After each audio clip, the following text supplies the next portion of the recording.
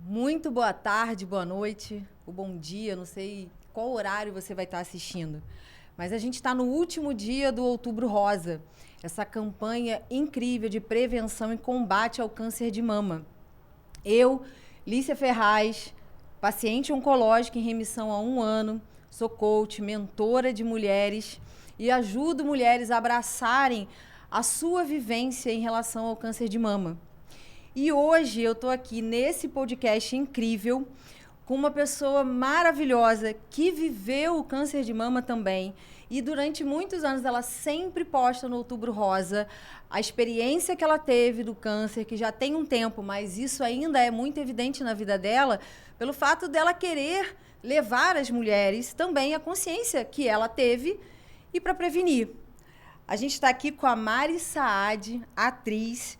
Ela atuou em várias novelas, como Torre de Babel, Uga Uga, O Quinto dos Infernos, Desejos de Mulher, Kubanacan. Tenho certeza que muitos de nós já viram essas novelas. O seriado Carga Pesada. E no teatro, ela atuou como Os Dálmatas, Navalha na Carne, e o último trabalho que ela fez como atriz foi O Último Lutador. Então eu quero passar para vocês e apresentar essa mulher incrível que é a Mari Saad, para ela falar um pouco da vivência dela, que assim como eu, vivenciamos e enfrentamos o câncer de mama. Oi, Mari. Poxa, boa noite, boa noite. tarde. Ou bom dia, né? Pois é. Não sei a que horas as pessoas vão assistir. Enfim, somos sobreviventes, né? Porque todo mundo, quando fala em câncer, já fala como se fosse uma sentença de morte. Exatamente. E quando eu recebi a notícia, no primeiro momento, porque eu passei pela mamografia e tive que repetir, porque eram microcalcificações. Enfim, e aí quando eu recebi a notícia, eu já me vi careca, toda degradada e morta. Vi um caixão, assim. E aí me bateu aquele desespero, o Stênio estava gravando, meu marido estava gravando nesse dia, e eu comecei a me desesperar, não conseguia ligar para minha mãe. Minha Dinda, que é tia também, já falecida, estava em casa comigo. E aí eu liguei para uma pessoa, um amigo do Stênio, e falei, olha, é isso. Ele falou, ele já está chegando. Que era da produção, né, do Carga. Aí eu falei, eu não sei como eu vou falar para ele. Aí ele falou, você vai falar para ele da mesma forma que você está me falando. E aí isso foi uma quarta noite. Na época, uma amiga do Stênio, que tinha passado por isso, tinha falado, não vai ser nada, a biópsia vai dar negativa, né? E até a moça médica que fez, né, o exame histopatológico, né, que é muito importante as mulheres saberem que existe também esse exame, a biópsia, né, que é o exame histopatológico, ela falou, olha, Mari, essas microcalcificações são branquinhas, todas lisinhas, não são espessas. Então, provavelmente aqui 80%, 90% que não vai ser. Nossa. Ela falou que via umas assim, que eram espessas, roxas, e que, na verdade, vinham o resultado benigno, né? Então, que era para eu ir tranquila. Mas a gente nunca vai, né? E eu tinha alguma coisa dentro de mim, foi aí que eu descobri. Quantos anos você tinha, Mari? Olha, quando eu senti a primeira vez a dor na mama, após aquele nosso ciclo, né? Porque é muito normal antes do ciclo. Sim. Após o ciclo, não. Sim. Né? As mamas ficarem doloridas, né? Isso tá Às vezes você vai fazer uma ginástica, vai dar uma corridinha, aí tipo, tá meio dolorida a mama. Mas após o ciclo, passa. E depois vem um pouquinho antes. É quase que um aviso, né? E aí eu senti, era Réveillon, o Stênio fazia o clone na época, a gente se reuniu com algumas pessoas e tinha uma dancinha, fui dançar, e eu senti. Falei, gente, minha mama está doendo.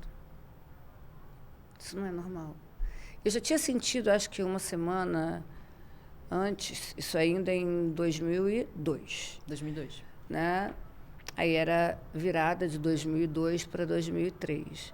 Aí dia 1º, Nada, né? Dia 2, eu falei na época para minha caseira, olha, eu tô com uma dor aqui, eu já coloquei até o sutiã, aquele sutiã de aba, para segurar assim, me está doendo.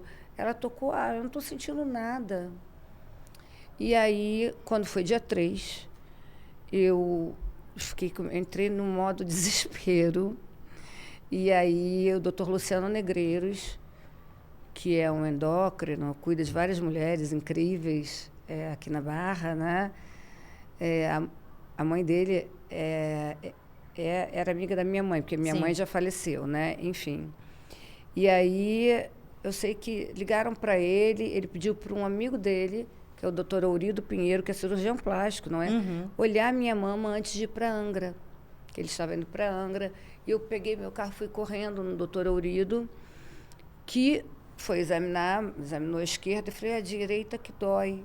Aí ele examinou, ele falou, olha, essa tua mama direita está bem doentinha.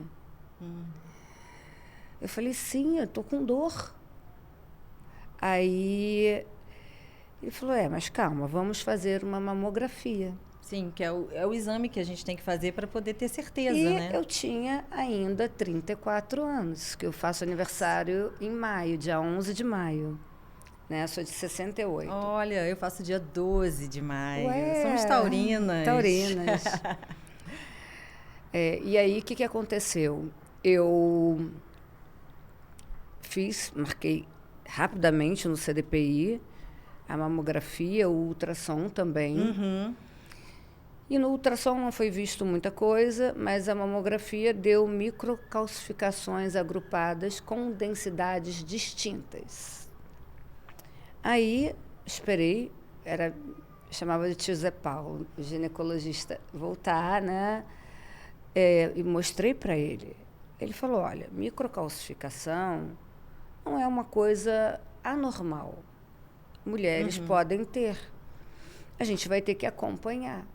Sim. Então, daqui a 6 meses, mais ou menos, você vai fazer outra. Aí, quando foi...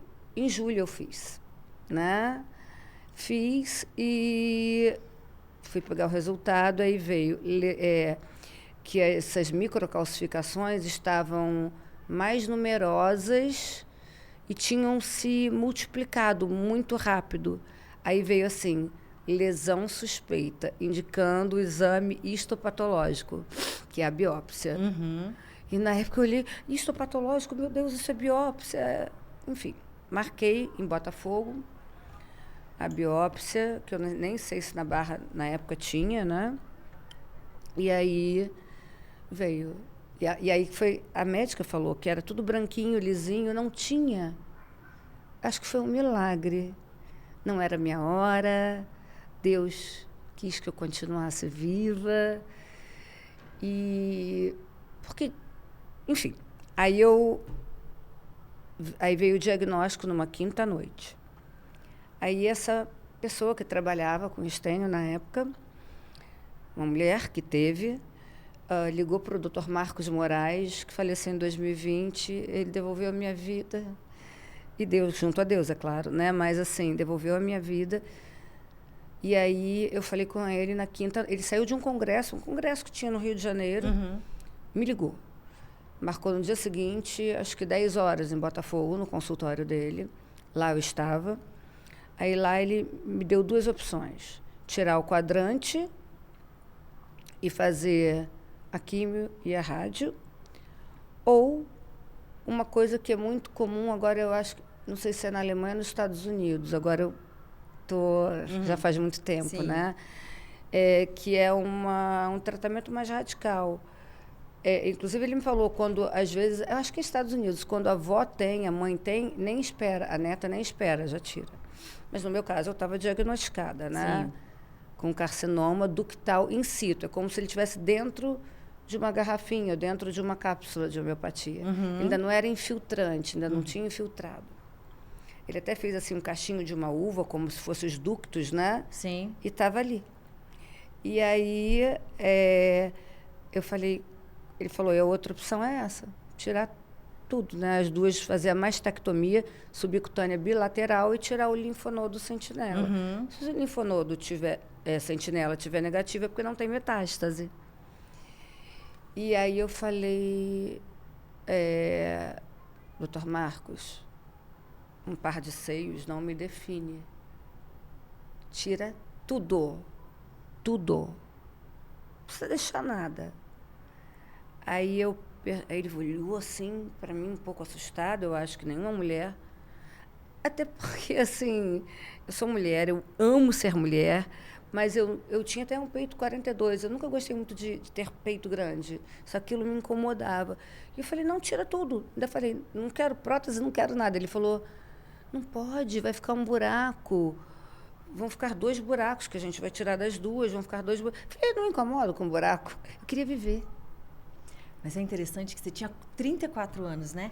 E já tinha essa cabeça de tipo, olha, o peito não me define. Mas o peito não me define. Se eu tiver que ficar sem, ficarei. Isso é muito interessante. A minha tia ficou. Isso é muito interessante porque muitas mulheres, né, olham para si com a sua vaidade e falam, minha vaidade é meu cabelo, é o meu seio, é o meu corpo. E aí quando a gente passa por uma situação dessa, que eu enfrentei também, eu fiz mastectomia na minha mama esquerda, tive que fazer adenomastectomia na direita. Que é um pouco mais invasiva. A adenomastectomia, ela só esvazia, preserva o mamilo. A mastectomia tira tudo. Tira tudo. Tira tudo. Então, por quê? Porque eu descobri uma mutação genética. Hoje nós conseguimos fazer. E na minha família não tinha ninguém com câncer. Só minha avó aos 80 anos. Não se enquadrava, mas não se enquadrava. E é interessante que quando você falou 34 anos, é difícil uma mulher nessa idade ser diagnosticada com câncer. Não é impossível, é difícil. E geralmente ela tem um quadro hereditário. A mãe já teve, a avó já teve, a tia, alguém da família muito próxima já teve mais cedo. E ela acaba fazendo. Nesse período, com 34 anos, você fazia periodicamente os exames ou não? Você fazia normalmente, o ginecologista, ele pedia um exame aqui, outro ali. Eu fazia o que o ginecologista me pedia. E quando eu ia, o exame ali, e também sempre tem aqui, o toque, né? O autotoque, mas eu não tinha caroço. Eu sentia dor. E foi engraçado que eu tinha um livrinho que a minha Dinda e a minha mãe sempre me davam, chama Minutos de Sabedoria, né? E eu, quando comecei a sentir essa dor no ano novo, na virada, eu abri o livrinho, aí se a doença bater a sua porta... Aí eu falei... Aí no dia que eu senti de novo apontada, que ainda não tinha ido no doutor Ourido, eu já tinha, aí se a doença bater a sua porta, eu falei, meu Deus... Não. Ali eu já sabia. Estranho, né? Eu já sabia. É estranho. Aí tudo bem, fiz a mamografia, deram as microcalcificações, esperei o tempo que a mamografia mandava, sugiro repetir em 6 meses, fiz isso, tomei até um remédio para quem tem microcalcificação, tomei ômega, tomei coisas boas, né? Porque eu sempre gostei de um estilo de vida saudável. Isso é muito bom. Né? E aí eu tive muita força do meu marido, né? Isso que eu ia te perguntar. Vou falar disso. Em algum momento você escondeu de alguém? Você quis esconder, assim? Você falou, não, eu não posso contar isso pra ninguém agora. Eu não sei como é que vão reagir, né? Como é que a minha mãe vai reagir, minha família, como é que vai ser isso? Você pensou... Olha, você já era casada, né? Já era casada, né? Já era casada. Isso é muito importante a gente ter alguém... Eu conheci o Estênio, né? Meu marido, Estênio Garcia, numa novela chamada Torre de Babel. Conheço. Em 1998.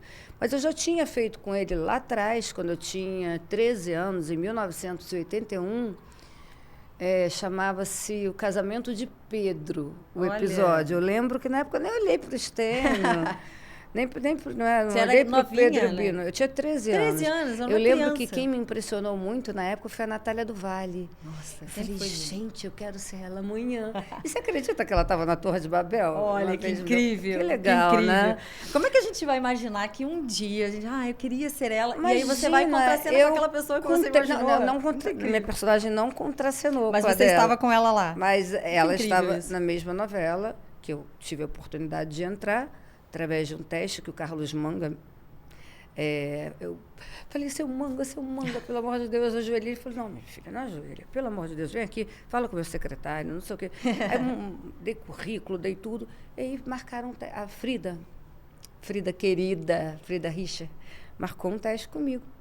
E assim eu entrei, né? Que legal. E aí lá estava a Natália do Vale, aquela pessoa que, quando eu tinha 13 anos, né? Eu olhei, fiquei tão impressionada, achei ela tão bonita. Ela saiu de um camarim, eu estava sentadinha, eu era das crianças, né? Do episódio. E eu olhei aquela jovem, né? Eu tinha 13, ela era tão bonita. Eu falei, gente, eu quero ser ela amanhã. Enfim, aí eu lembro que uma vez ela me deu carona, né? Na volta. Eu não comentei isso com ela. Mas eu falei, gente, que engraçado, né? Lá atrás, lembrei disso. Eu pensei, né? E eu não tive o menor problema de falar para ninguém. Eu fiquei meio assustada, porque minha mãe sempre foi cardíaca. Acho que já tinha operado o coração nessa época, já tinha. Ela operou quando eu estava fazendo ainda faculdade. Eu me formei na PUC em Direito, porque minha família implorou para eu fazer isso, né? Então, mas eu comecei o balé com 3 para 4 anos, o teatro com 9 para 10 no tablado. Que legal. Eu sempre fui das artes. Eu até brinquei com uma amiga ontem que eu adoraria ser uma empresária, que era assim, sabe, power, não sei o quê, mas eu não sou. Se eu tivesse que vender pipoca, eu acho que é capaz de eu dar pipoca para todo mundo. Eu não ia comprar nem meu arroz. Nem pipoqueira, não. Melhor ser atriz, né? Ia dar pipoca. Não ia ganhar dinheiro. Hoje eu até penso, né? Porque eu acho que é uma carreira tão instável, tão difícil. Sim. Hoje as televisões não estão mais mantendo ninguém com contrato, que eu penso num business, mas assim, gente, eu vou ter que, assim, ressurgir, igual a Fênix, das próprias cinzas, porque... Mas acho também que depois que a gente ressurge de um câncer... Eu já fiquei em coma também, já fiquei em coma quando eu fui tirar o útero. Então, eu acho que a gente pode... Todo mundo fala muito em... você tem que ressignificar. Ressignificar, eu acho uma palavra interessante, né? Ter um outro olhar, né? Mas se reinventar... Não é se reinventar. É ser a sua melhor versão. Acho que ser resiliente. Ser resiliente. E olhar por uma outra janela. Porque, às vezes, você fica só naquela janelinha. Atriz, ou bailarina, ou engenheira. E, de repente, se aquilo ali não está rolando... Peraí, não tem outras janelas? Exato. A vida tem... O universo é cheio de infinitas possibilidades. É verdade. E se você for uma pessoa de fé, não precisa ter... fé nisso ou naquilo, mas de fé, pelo menos, na vida, né? Eu não gosto de tocar em religião, porque cada um tem a sua, mas fé na vida e amor. Você tocou num ponto importante. Amor. E amor por si, né? Sim. Porque quando a pessoa descobre que tem essa... Você quer viver. É diagnosticada com câncer, se ela não olhar para si, não se amar, para entender o seu processo, a vivência dentro desse processo, sucumbe. Sucumbe à dor, sim, ao sofrimento, ao medo da morte, porque é inevitável. Você comentou isso antes de eu te perguntar. Você já adiantou a pergunta que eu ia te fazer. Você ia ter o medo da morte. Claro. E é interessante que você falou. Eu tive o medo da morte. Eu também tive quando fui diagnosticada. Quando fui diagnosticada, porque eu só me via careca, isso, toda desfigurada, magra, assim. Eu estava magra. Isso. Outra coisa que eu tive nesse mês de dezembro, que depois veio o Réveillon, que eu tive a dor, eu estava assim... Eu pesava 48, 49. Você era nova, né? Hoje eu peso 53, porque eu também faço musculação. Maravilhoso. Eu tive um emagrecimento meio brutal. Quando eu vi, eu estava com 45 quilos, já caindo para 44. Achei isso estranho. E sem fazer o tratamento? Sem fazer o tratamento, né? Foi quando você descobriu que você começou a emagrecer? Estava emagrecendo.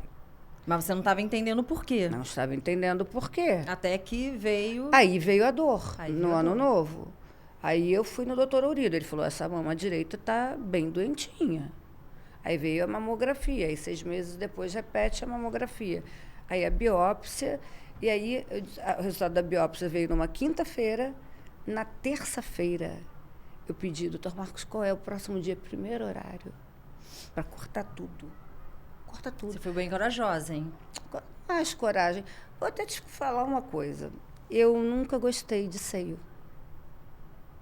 Olha. Agora mesmo eu vou Porque aí eu fui no Rui Vieira, o Dr. Marcos ligou para o Dr. Rui nesse dia, aí era uma sexta-feira. O Dr. Marcos não atendia sexta-feira, ele me atendeu. Ele ia viajar para Itaipava, eu acho, e o Dr. Rui ia para Angra. Ele falou, Rui, você está ainda no consultório? Ele, estou saindo. Segura aí, que ele estava em Botafogo, ele na Barra, que vai uma paciente minha aí que você vai operar terça-feira.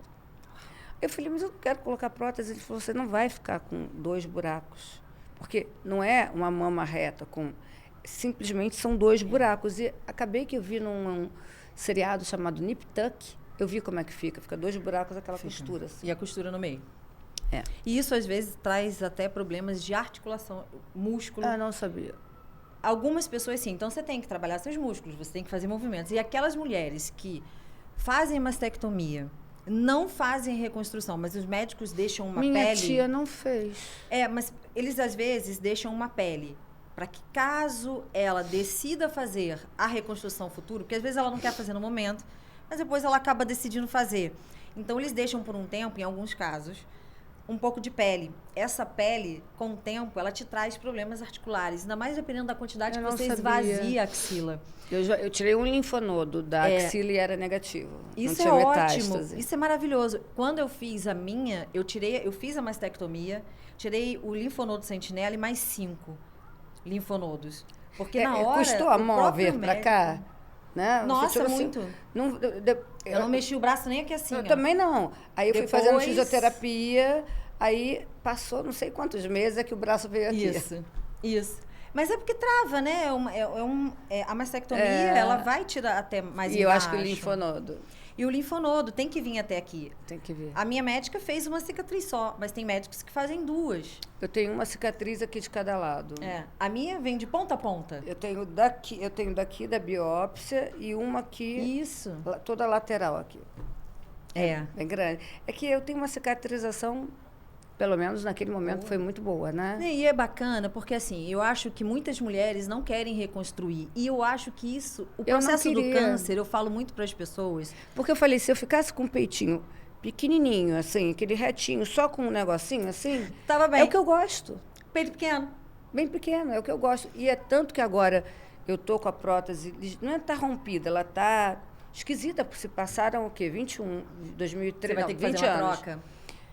Aí eu vou tentar não colocar a prótese. Põe uma pequena, talvez? Não quero, eu gosto de peito pequeno. Hoje em dia, eu acho que a medicina está tão avançada. Era uma coisa que engraçado, e as possibilidades né? tão avançadas que talvez você consiga viver isso. O teu médico vai dizer quais são as possibilidades. Incomodava tanto aquele peito grande. Você tinha seio grande? Tinha 42. Eu era magrinha. Com 42. Quando eu fiz 12 anos, eu ainda não tinha ficado mocinha. Logo fiquei. Aí minha mãe me levou numa ginecologista, que falou, não, mas essa menina eu tinha acabado de fazer 12 anos, né? Mas essa menina tinha. E aí me deu um remédio para acelerar. E aí a minha mama começou a crescer. E eu falei, mãe, não estou gostando disso, não estou gostando. Porque eu era uma menina de 13 anos. Né? Pequena, eu tenho 1,58 m, imagina na época, né? Temos a mesma altura. Toda pequenininha, né? Eu falei, mãe, não tô... Aí ela conversou com a Arminda, amiga dela, falou, olha, tira da Marilene, né, que é meu nome, esse remédio, porque minha filha ficou com o peito aqui e outro aqui. Parei. Mas aí logo, acho que já ia ficar mesmo mocinha, né? E fiquei. Inclusive, enfim. E aquilo sempre me incomodou. Eu senti um peso, porque eu sou muito pequena.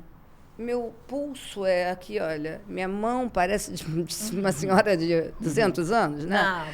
Parece, olha aqui, ó. Meu pé é assim também. Você é magrinha, né? Eu vi que você faz yoga. Isso foi um divisor de águas na minha vida. Isso eu ia te perguntar. Mesmo que você não tenha passado pela quimioterapia, perdido cabelo, essas coisas. Eu passei por químio, rádio, 3 cirurgias de reconstrução, mastectomia, outras 2 cirurgias. Eu costumo brincar dizendo que eu recebi o pacotinho completo. E de quebra, porque com não era laçarote bonito. Isso que é importante a gente falar. Não importa a idade que você tenha. Não. Você sentiu dor? você já tem consciência, você faz o autotoque, seja no banho. Isso, é o que eu fiz. Seja na frente do espelho, como a pessoa se sentir mais confortável para sentir mesmo, para apalpar, faz o autotoque. Eu fazia, mas eu não tinha. Principalmente quando eu sentia dor, eu botava a mãozinha assim. Eu acho que foi a Cássia Kiss que fez na propaganda. Ela foi, acho que, a primeira mulher que botou os seios de fora e mostrou isso. E mostrou assim. como isso é que foi super polêmico, mas foi super foi motivador para muitas mulheres. Para que elas pudessem olhar. Se toquem. Você não tem que ter vergonha de se tocar. Claro que não. Mulher tem muita mulher que tem vergonha. Aí fica, eu tenho medo de me tocar e achar. Peraí, mas e se você não achar? Você sabe que se você... Quem procurar, acha que acha cura. Então, temos que procurar. Por que eu não fiz a químio, a rádio? Porque eu peguei in situ. Todo câncer nasce in situ. E depois vira infiltrante. O seu deu tempo. Deu tempo. O meu não deu tempo. Porque eu sentia dor. Sabe o que eu falei? Tinha uma atriz que eu conheci também na Torre de Babel, que eu amava, faleceu tão nova, Cláudia de Menes. Ah, sim. Ela teve câncer, mediastino.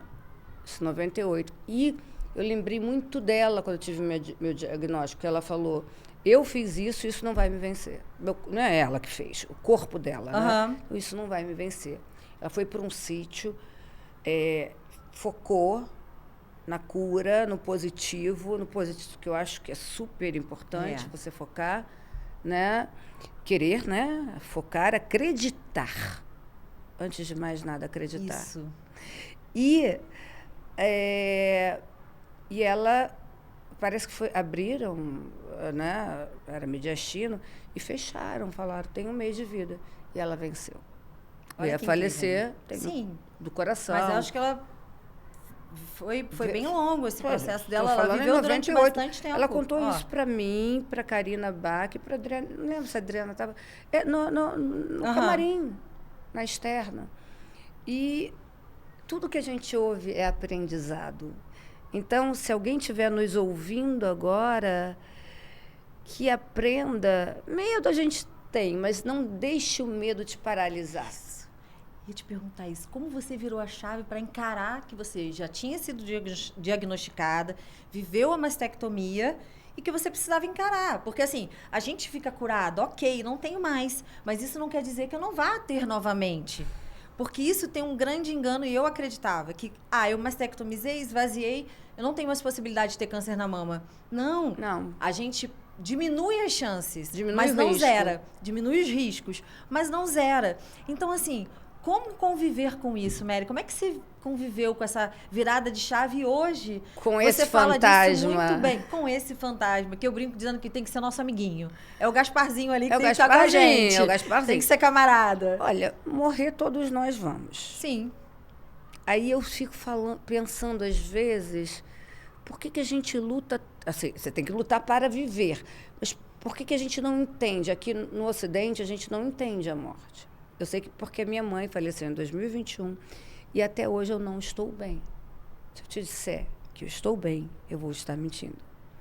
Então, eu não consegui me conformar, ela botou sangue para fora, né?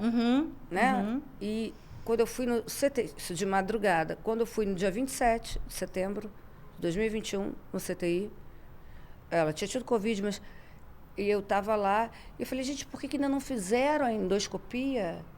Né? Porque quando você chega com uma hemorragia digestiva alta, a primeira coisa que se faz no SUS ou em qualquer hospital, que seja no mundo, é a endoscopia cirúrgica, para estancar o sangue. Ainda teve um médico que chegou para mim e falou, ela está com sangue até aqui. Eu falei, vai expelir de novo, né? Para não falar o termo né? Vai expelir de novo. E aí ela começou a tossir. E ela falou, Marilene, Roberto, meu irmão, né? E eu falei, mãezinha, calma, vai dar tudo certo. Ela estava com os sinais vitais perfeitos ainda, depois de ter tido uma perda de sangue enorme de madrugada. Ela estava viva. Se ela tivesse feito... Assim... Isso aqui fica me corroendo, que também não é bom, porque é isso que também dá câncer, mas assim, e eu fico tentando conversar comigo mesma. Por que nós temos tanta dificuldade para aceitar? né? Se é a única coisa inevitável. Se a gente vai nascer numa família legal ou não, com mãe, com pai, que às vezes a mãe mora no parto, a gente não sabe se a gente vai ter chance a estudo.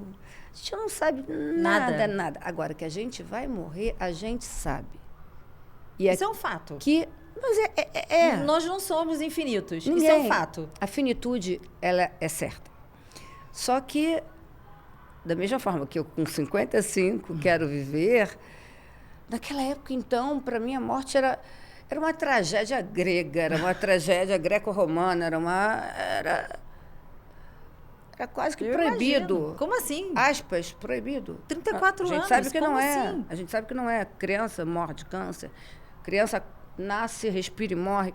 Mas eu falava, gente, eu sempre fiz tudo certinho. Pois é. Eu não bebo, eu não fumo, eu procuro me alimentar direitinho. A única coisa que eu gostava muito de comer, que o Stênio fazia muito bem, ele hoje cozinha menos, né? É penne pomodoro.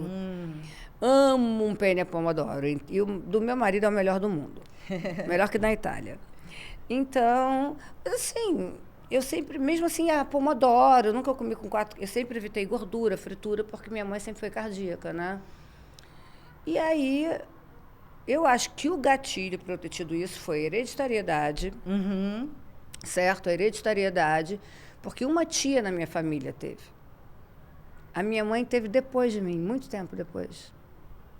Mas a minha mãe era fumante. Eu não. Mas aí mutou em você, talvez, mais rápido do que na sua mãe. Às vezes a gente não tem que viver... Não é assim, a minha avó já teve, tava com minha 70. tia, minha mãe...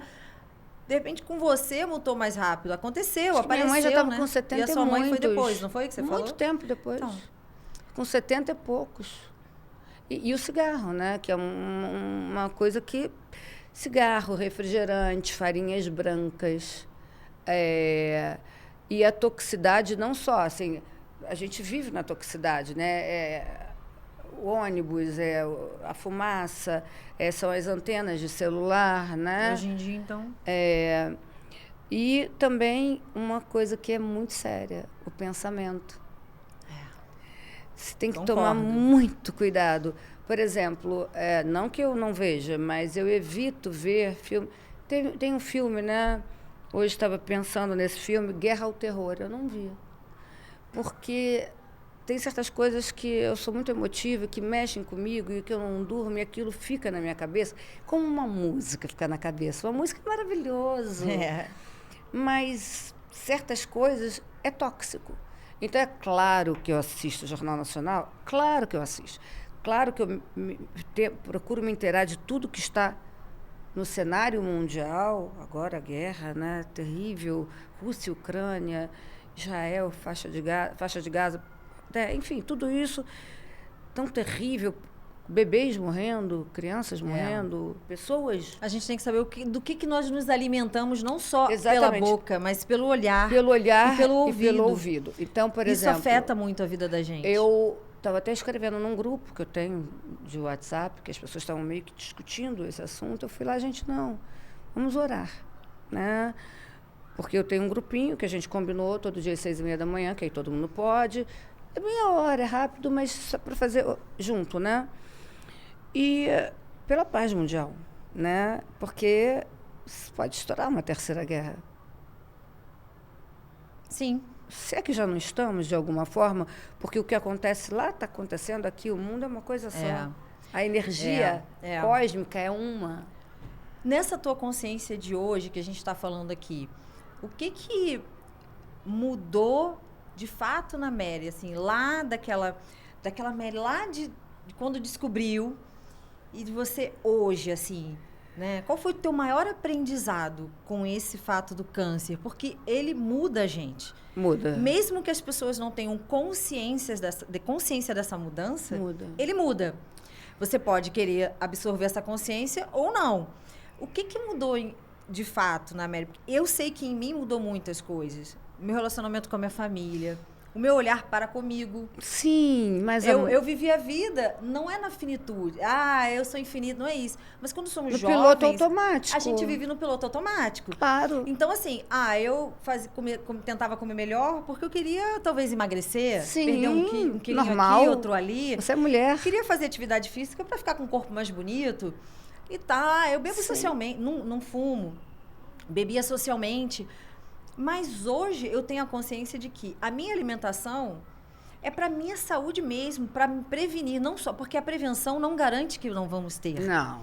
Mas ela nos ajuda e pode contribuir para que a gente não tenha. Até porque... Como que você vai descobrir? Não tem como. Então, Então, existe eu a tento genética, isso. mas hoje em dia, você, com várias coisas, né? Que são várias coisas que você tem que fazer, você pode diminuir o risco. Sim. Não só de câncer, risco cardiovascular, AVC.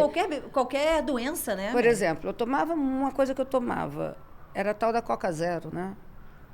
Acho que em 2003 já tinha, Coca Diet. Acho que era Diet, né? Diet, não era zero, não, que zero. Acho zero que era Aí veio Light e veio agora Light, zero. veio Diet, veio não sei o quê, engordagem. E eu tomava refrigerante. Aí o Dr. Marcos falou, olha, agrotóxico, refrigerantes, farinhas brancas. Tudo isso a gente tem que mudar. Mari voltou para casa. Não que eu não coma uma pizza no final de semana, mas eu não faço da minha vida uma pizza e uma farinha branca. Isso. A minha nutricionista falou isso para mim. Você eu não sou precisa radical. entrar na radicalidade. Não. Mas você não pode comer isso mais Senão todos começa os dias. também a ficar ruim aqui. Porque ela falou uma coisa muito interessante, eu não sei se você vai concordar com isso. Ela falou assim para mim, você já está passando por um estresse emocional muito grande pelo fato de ter sido diagnosticada com câncer. Você ainda vai tirar todo o resto para você aumentar o seu estresse? Não pode beber, não pode fumar, não pode comer, não pode isso, não pode aquilo, não pode ir à praia, não pode... Aí a pessoa morre. Aí, e eu posso... Morre de depressão. Então, peraí, o que eu posso, então? Ficar em casa e se cuidar. Não é isso, né? Quando a minha ficha caiu, e eu falei assim, bom, peraí, como é que eu carrego isso daqui para frente? Como é que eu ando? Como é que eu aceito essa realidade que chegou para mim, né? E daqui por diante, como é que a minha vida vai mudar?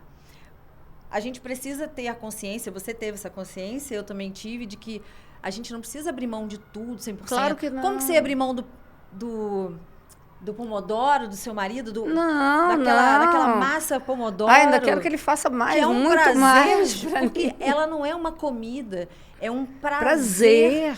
Quanto casal, quanto vocês dois. E quando a gente tira isso, por exemplo, a antes gente eu não deixa, bebia a gente começa a cortar nada. as Hoje coisas em que dia eu vão vivendo. adoro aqueles drinks fraquinhos que eu peço para fazer como se fosse para criança, que é a caipe vodka ou caipe saquê. Eu falo, olha, bota isso aqui só.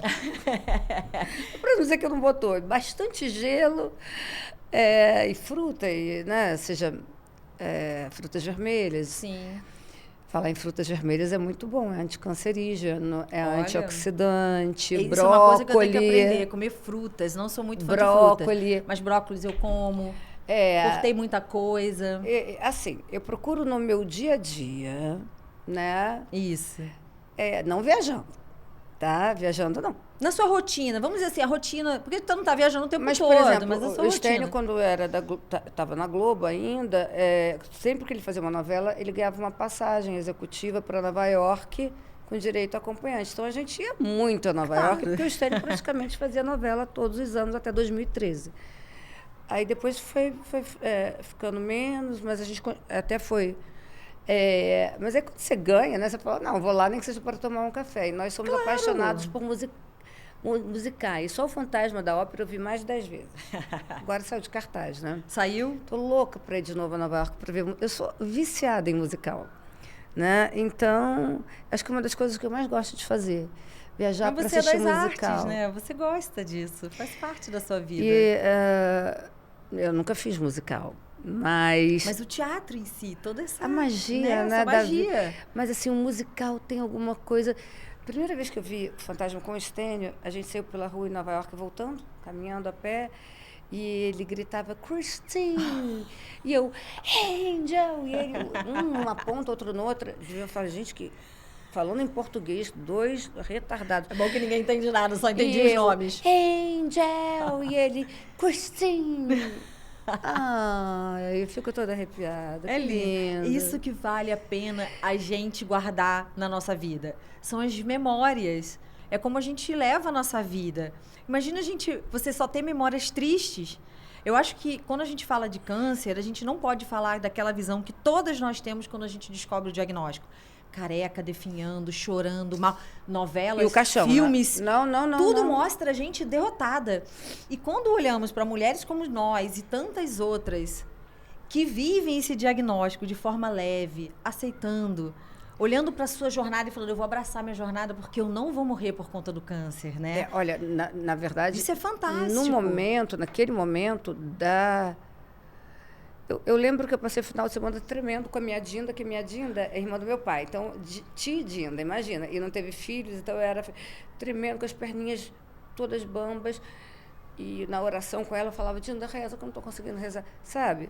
É lógico, os primeiros momentos são terríveis. Mas isso aí vai, Aí, para entrar na cirurgia, um parto, que eu tenho medo de anestesia geral. Eu tive medo na minha também. Aí, uma pessoa que tinha estudado teatro comigo falou para outra... Engraçado, a Mari não está com medo da cirurgia, está com medo da anestesia geral. Porque peito, para mim, cheirava aquilo. Eu não tinha medo da anestesia, eu tinha medo assim, ai meu Deus, vai que acontecer alguma coisa medo, enquanto eu estiver ali. Eu não tinha medo. A anestesia, eu nem passei mal na minha anestesia. Nenhuma das 3 que eu fiz, isso é ótimo. Mas eu falei, gente, algumas pessoas morrem no meio de uma cirurgia. E eu nunca tinha feito uma cirurgia tão grande e de anestesia geral. Já tinha de vesícula. E no dia seguinte tomei outra geral para tirar um cálculo que saiu peraí, era o cálculo na vesícula. Ele passou pelo colédoco, isso foi em 99, parou na porta do pâncreas. Mas não era câncer, era cálculo de vesícula, né?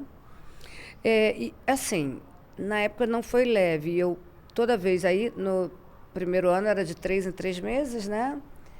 Depois de 6 em 6, depois de 9 em 9, hoje é uma vez por ano. Agora mesmo já está na época de eu fazer a minha ressonância. Eu faço anualmente a ressonância magnética de mama. Eu sempre faço no final do ano. Inclusive, já tinha que ter marcado, mas esse ano foi um ano conturbado, o Stênio teve doente. E ele está bem agora? Está bem, está bem. Ele, na verdade, a gente teve Covid ano passado, ele ficou com poliomialgia, está tomando cortisona desde então. E, enfim... Mas aí ele pegou uma bactéria. A gente pega bactéria, né? Aliás, nosso corpo é cheio de bactéria, né? E, enfim, então é uma coisa que eu vou amanhã mesmo, né? Ou na sexta, porque eu fiquei sem carro hoje, eu vou para marcar no CDP, que eu gosto de pessoalmente, consigo marcar, ver se tem algum encaixe. Eu gosto muito do CDPI. Também, eu faço na Barra. E aí... eu lidei com esse fantasma, vou ser bem sincera, há alguns anos, o medo. Aí eu parava, ainda não tinha o yoga. O yoga veio em 2009. Respirava, falava, adianta você ter medo? Com aquela conversa que você tem com você mesma. Adianta você ter medo, dona Mária? Não. O medo vai evitar que você tenha uma recidiva? Aí eu respondia, não. Então, vamos encarar de frente, vamos marcar a ressonância, vamos... Eu estou para marcar outra agora, né? Sempre dá um friozinho na barriga. Sempre, mas vai dar sempre. Isso, vai dar sempre. E quando eu entro naquela máquina de costas, aí eu começo a ficar com a respiração ofegante. Aí eu no yoga nada funciona. Porque é incômodo aquilo, aquela posição... Aí eu descobri aquele lá no CDP. Ai, não. Aí eu descobri, super barulhenta. Eu mando botar todos os pesos em cima de mim. Porque do jeito que eu respiro lá dentro, acho que é um pouco de claustro, né? Eu fecho o olho, eu fico de olho bem fechado. Eu tenho que olhar. Hoje falei com um rapaz que estudou direito comigo na PUC. Você tem que olhar, ele falou que não consegue entrar. Eu falei, você tem que olhar reto, você tem que olhar, que tem um momento que você olha que tem... Eu olho. Mas é porque a ressonância de mama, a gente fica de bruço. Aí dá para olhar. Com as mamas penduradas. Em outras ressonâncias, você entra, que eu fiz uma de coluna, porque eu precisei avaliar a minha coluna que estava bem mal. Também. Eu fiz 2 ressonâncias esse ano. A gente entra no tubo de barriga para cima. E aí a gente fica dentro daquele tubo com um negócio bem aqui perto da gente. Aí E aí o que eu fiz? Eu falei, quando eu comecei a entrar, eu falei, eu não tenho claustrofobia. Eu também não tenho, mas eu aquilo fico não de é olho gostoso. fechado. Não é. Aí eu fico de olho fechado. Porque quando você abre o olho, o negócio tá muito próximo. Então dá um pouco de agonia. Apesar de ser aberto atrás. Mas aí eu pé, olho né? bastante antes. Pra gente falar entender o ambiente. Ali, aqui, não sei o quê. Então eu tô com ar, né?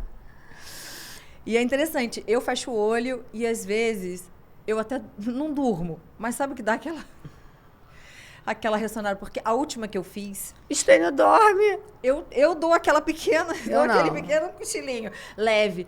Porque tá com abafador.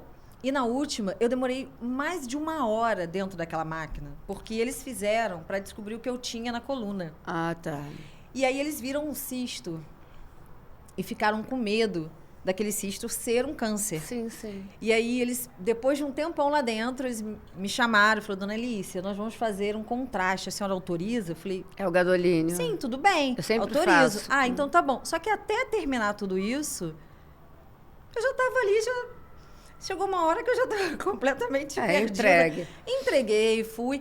Graças a Deus não deu nada, era um cisto. Eu também descobri um cisto no pulmão 1 ano depois. A gente se assusta. E o medo? Assusta. Entrei em pânico. Eu fui procurar o melhor pneumologista do Samaritano. Entrei em pânico. A minha mãe também entrou em pânico. Todo mundo entrou em pânico. A gente entra em pânico. Todo mundo. Eu acho que, independentemente de como a gente leva, a nossa família, quem está próximo de nós, também fica assustado. Você fica assim. E agora? O que vai ser de mim? Aí depois você respira e pensa. Eu soube, inclusive, através do Dr. Marcos, ele foi presidente do INCA. Teve uma atriz que eu gostava muito, que quando ela chegou para ele, ela tentou tratar com quimioterapia. Uhum. Quimioterapia não, desculpa. Ai, olha, a cabeça pós-Covid. Com homeopatia. Aí quando ela chegou para ele, já era tarde demais. Pois é, isso é muito importante. Uma atriz que eu gostava muito quando eu era pequena. Eu acho que a gente abordar isso é muito importante. Eu sei que tem pessoas que não gostam de tomar remédio. Eu conheço uma pessoa muito íntima minha que descobriu um câncer de mama pequenininho, tirou aqui. E ela, quadrante. No quadrante. Bem no quadrante aqui. Nem tem só uma cicatriz, não tem nada muito grandão. Ela já era uma senhora já. Uhum. Eu era novinha. Mas ela sempre foi dessa. Eu me alimento muito bem, eu não gosto de tomar remédio, eu só tomo homeopatia, ou chá, ou isso aqui. Foi o problema dessa atriz. Graças a Deus, ela não teve nenhuma... Até hoje, não teve recidiva. Graças a Deus, já tem mais de 5 anos, de repente ela tem era alta. incito também. Maravilhoso, ela teve alta. Mas eu acho importante a gente alertar que a gente precisa... Nossas chances de cura também vêm do trabalho dos médicos. E eu brinco dizendo o seguinte... Deixe que os médicos cuidem da tua doença. Eles vão te dizer o remédio você tem que tomar, o tratamento você tem que fazer. Que alimentação que você tem que... alimentação. Exatamente. O seu foco não é na doença. Como assim não é da doença? Não, o seu foco é na em cura. você. É na cura. Exatamente, é na cura. O que eu faço para contribuir com a minha cura, né? Então, o que a Mary faz para contribuir para que não tenha uma recidiva, para que ela tenha uma vida melhor? A gente Se tiver, tem que dar um jab de esquerda, né? Isso. E tem que quando o fantasminha começar, a gente vai dar logo um jab nele. Agora, vou ficar tensa até sair o resultado? Vou. Claro. Mas se em algum momento tiver algum problema, vamos à luta. E as pessoas precisam olhar que o câncer não é nosso fim. Não. Nossos problemas não são nosso fim. Não. Não são. Olha como é que eu tô aqui. Olha como você tá, né? Olha como estamos vivendo nossas vidas, seguindo, tentando fazer da melhor maneira que a gente encontra. Então, eu acho muito bacana a gente não levar o câncer só como derrota, triste, morte. O câncer também tem vida ali dentro. Tem muita vida. Que a gente precisa se encontrar nesse momento, né? Olha, eu fiz essa cirurgia, jornada. né? Aí voltei para casa. Aí no dia seguinte eu tinha que comprar pijama eu tinha pijama, eu queria comprar. De botão, né? Porque a gente tem que vestir assim aí, a coisa toda. Eu tinha um bichinho de pelúcia, fui eu, Dinda. O motorista levou, eu fui no shopping comprar pijama, eu saí de pijama, pantufa e bichinho de pelúcia na mão. A gente se dá direitos, sabe? Claro! Mas o meu pijaminha parecia um moletom. Mas a gente tem que se dar o direito de se mimar, e aí, para proteger o peito, né? eu segurei o bichinho de pelúcia. Ai, gente. Tem essas coisas boas também, né? Tem. Eu lembro, fui eu, minha Dinda e minha caseira. Aí uma do meu lado, outra do outro, para ninguém esbarrar em mim, né? Era o terceiro dia de operada. E o bichinho, como é que eu chamava ele? Ih, memória pós-Covid. E tinha um nome. Porque ele era grande, assim. E aí ele foi me cobrindo. Sabe o que eu usava? Meu marido me deu um gorrinho, porque eu fiquei careca. E eu fiquei justamente junho e julho. É claro que no Rio de Janeiro a gente não tem inverno, né? Mas quem tá careca sente frio. Ah, não sabia. Sente frio na carequinha, porque fica aquela coisa lisa. Não tem mais o cabelo pra dar aquela... Ele comprou pra mim Gente, dois eu gorrinhos, tipo aquele gorrinho russo, que você bota assim, fica aquele pelinho. Um branco e um preto.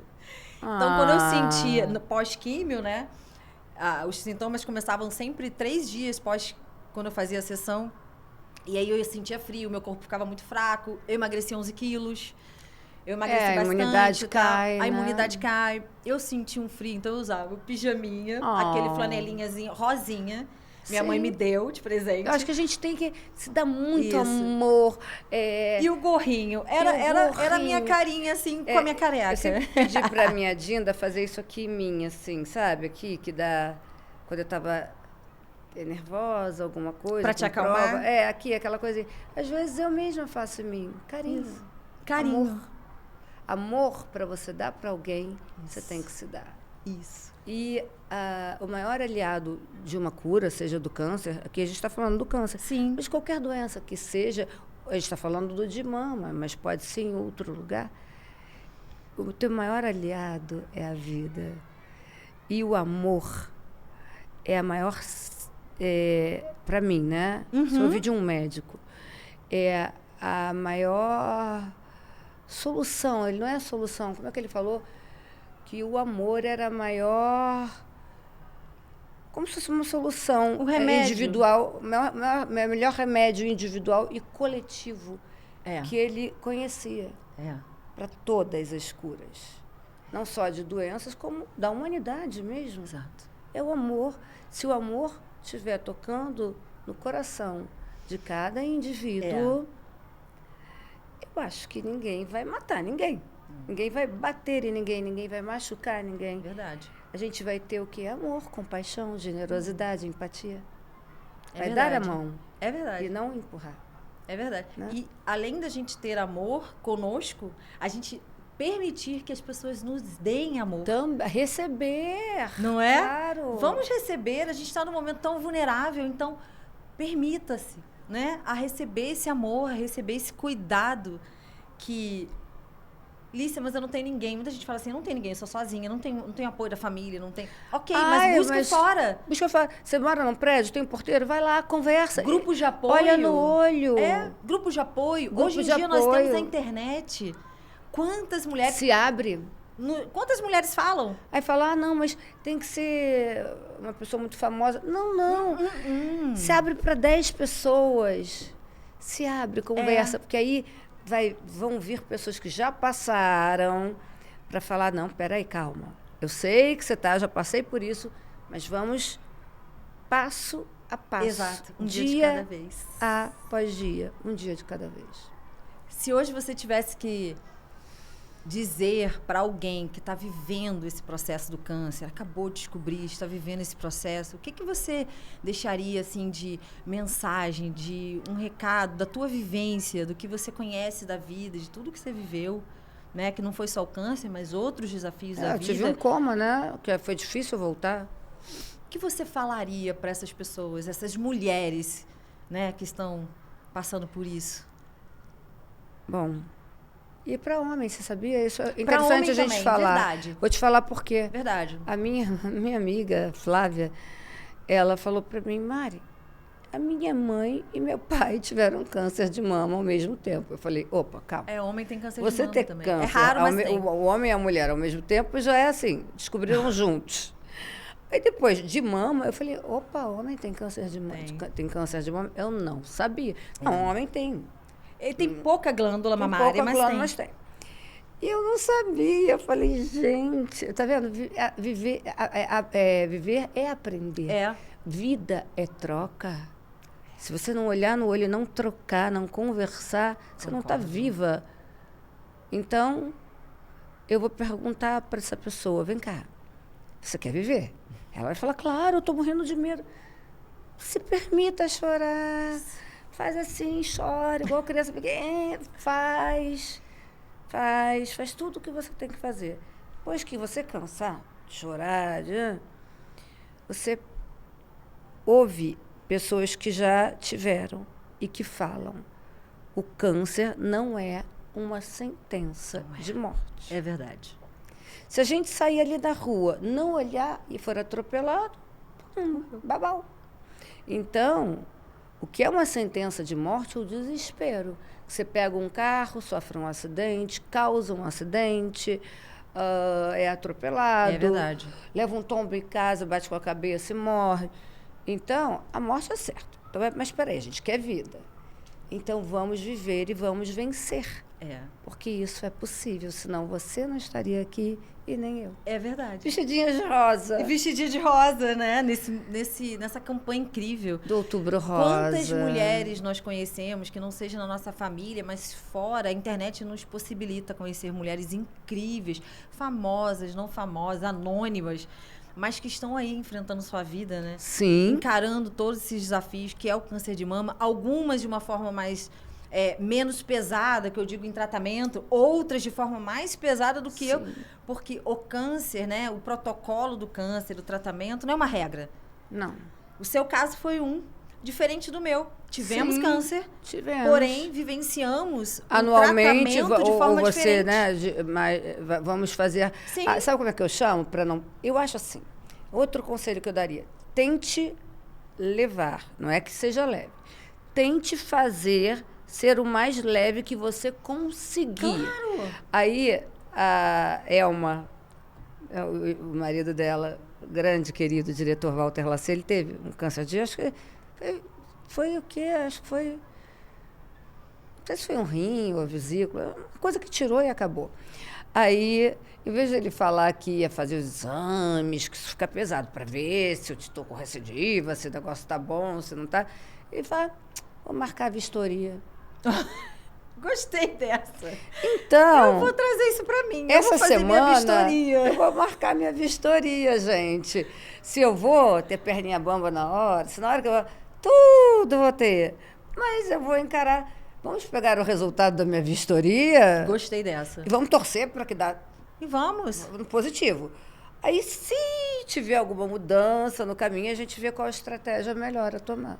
Eu penso assim, para cada problema, uma Aí todo solução. mundo fala, mas você tinha plano, mas você pôde pagar. Gente, conheço milhares de pessoas que são curadas no INCA. Eu também. Eu tenho uma amiga que ela fez a cirurgia, ela descobriu o câncer pelo plano de saúde, fez a cirurgia de quadrante pelo plano de saúde, mas o tratamento ela resolveu fazer pelo SUS. Então, ela escolheu fazer pelo SUS na cidade dela. O INCA. E foi curada. Tá Dr. super Marcos curada, tá bem, fazendo Moraes crossfit, fazendo tudo. Foi Então, presidente do INCA. as pessoas têm que parar com essa coisa de Ele- falar, porque você tem dinheiro, você... A doença, ela não escolhe Se quem tem você dinheiro ou não. limita só quem tem dinheiro que vai poder se tratar, só quem tem dinheiro vai obturar um dente, você vai paralisar a tua vida e não vai mais viver.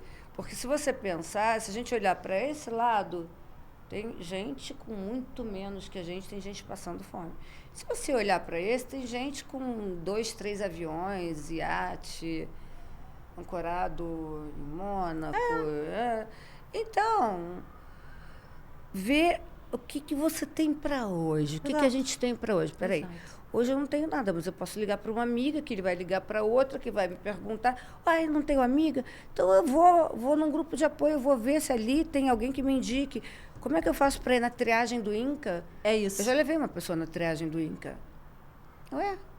Vamos em frente. Encarar de frente, né? Encarar de Aceitar frente. a situação, encarar. Vamos. Não fica no vou vitimismo, tremer, né? vou ter dor de barriga. Às vezes eu fico nervosa, tenho dor de barriga. Mas vai quem não no tem? Eu também banheiro tenho. e pronto. É isso. É isso. E canta uma música. Bota uma música alta, É, não é? Eu ou- dancei tantas vezes, eu pulei de asa delta. Ai, que maravilha. Quando eu terminei a quimioterapia e fiz a primeira cirurgia, falei pro meu marido, eu preciso viver esse sonho de adolescência. É Aí ele falou, então você libertador, vai viver. né? E tinha gente comigo, minhas amigas, tinham amigas comigo, todas ali filmaram, fizeram uma festa, foi lindo. E eu falei, cara, eu preciso viver isso, não importa. Ah, porque você tá com câncer, não pode fazer. Não, não, não, não, não. Ou, para com isso. Você soube de uma história de uma moça? Eu tenho que sorrir mesmo estando com câncer, e isso é fantástico. A tua história. Quanto mais você sorrir, mais vem a cura. Exato. Porque a gente precisa transformar o que você falou lá no início. Aqui, ó. Aqui. Né? Mary, eu queria te agradecer muitíssimo. Muito obrigada por essa Somos entrevista. vitoriosas. E Somos. que mulheres e homens que estejam passando pelo diagnóstico, que nos escutem. Exato. E que foquem na fé da cura. Exatamente. É isso que importa. É a fé da O cura. foco é a cura. É isso. E a vida. Muito obrigada. Muito obrigada Nosso por você maior estar aqui. aliado é a vida e o amor. É. Muito Concordo amor, com você. muito amor por todo mundo que estiver nos assistindo. Concordo com você, concordo. Eu agradeço muitíssimo a tua audiência, de você ter assistido com a gente aqui esse podcast. Pode seguir a gente nas redes sociais. Eu estou no Instagram, Lícia Ferraz. A Mary é arroba... Mari underline Saad. S-A-A-D-E. Perfeito. Um E no Pode final. seguir a gente lá, que vocês vão ver vão ver histórias de superação, como a gente leva a nossa vida com leveza, com coragem, independentemente Das vistorias. das vistorias. Beijo, obrigada.